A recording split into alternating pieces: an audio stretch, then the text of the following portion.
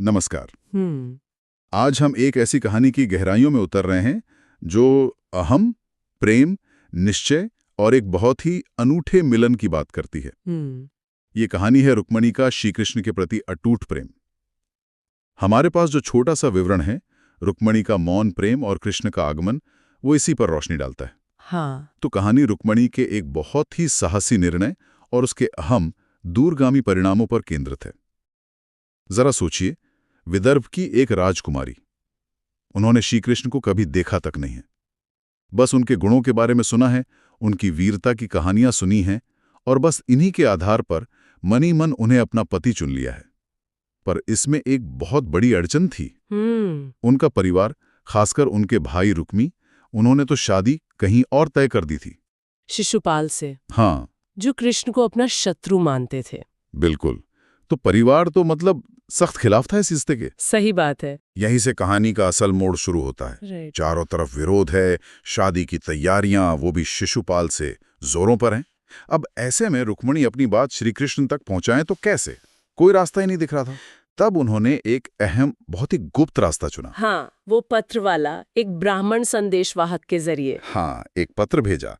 लेकिन ये सिर्फ एक पत्र नहीं था। क्या कहते हैं आप, ये शायद उस युग के हिसाब से एक तरह का विद्रोह भी था। बिल्कुल सही कहा। ये पत्र महज एक संदेश या प्रेम निवेदन भर नहीं था। इसे हम रुक्मिणी की आत्मा की पुकार कह सकते हैं। सच में। हाँ, इसमें उनकी बेबसी तो है, लेकिन उससे कहीं ज्यादा उनका दृढ़ निश्चय झलकता है। खासकर जब वो लिखती हैं, हे त्रिभुवन सुंदर, और फिर वो कहती हैं, यदि आपने मेरा वर्ण नहीं किया तो मैं व्रत द्वारा अपने प्राण त्याग दूंगी। ये कोई मतलब धमकी नहीं है, ये उनके अटूट संकल्प का प्रमाण है। ये दिखाता है कि सच्चा प्रेम कभी-कभी कितना शांत होता है, पर कितना शक्तिशाली। और श्री कृष्ण की प्रतिक्रिया, वो भी उतनी ही अद्भुत थी। हाँ। उन्होंने न केवल इस मौन पुकार को सुना, बल्कि जैसे ही पत्र पढ़ा, तुरंत अकेले ही रथ पर सवार होकर विदर्भ निकल पड़े। हाँ, अकेले, कोई सेना नहीं, कोई तामझाम नहीं, कुछ नहीं। और फिर वो पल जब रुक्मिणी शादी से ठीक पहले गौरी पूजन के लिए मंदिर जाती हैं। जैसा उन्होंने पत्र में बताया भी था, एक तरह से संकेत दिया था। हाँ, बिल्कुल। श्री कृष्ण वहां पहुंचते हैं और सबसे अनोखी बात यह है कि वहां कोई बड़ा युद्ध नहीं होता, कोई टकराव नहीं।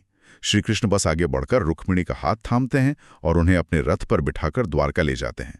ये महज भगा ले जाना नहीं लगता, इसमें एक आपसी सहमति सी दिखती है।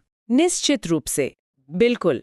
ये घटना सिर्फ एक राजकीय विवाह या हरण से कहीं-कहीं ऊपर उठ जाती है।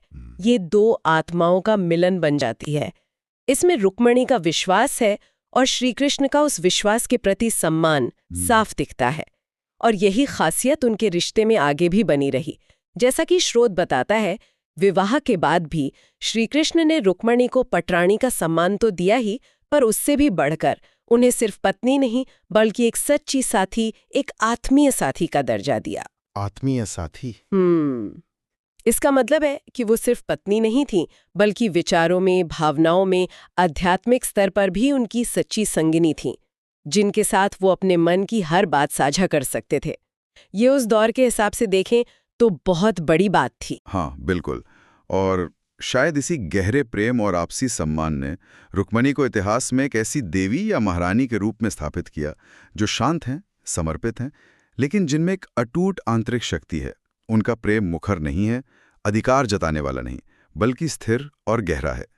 उनकी कहानी हमें सिखाती है कि कभी-कभी सबसे बड़ी लड़ाइयाँ बाहरी शस्त्रों से नहीं, बल्कि अंदर के निश्चय और विश्वास से जीती जाती हैं। तो इस पूरी कहानी से सबसे महत्वपूर्ण बात क्या निकल कर आती है? क्या सार है इसका?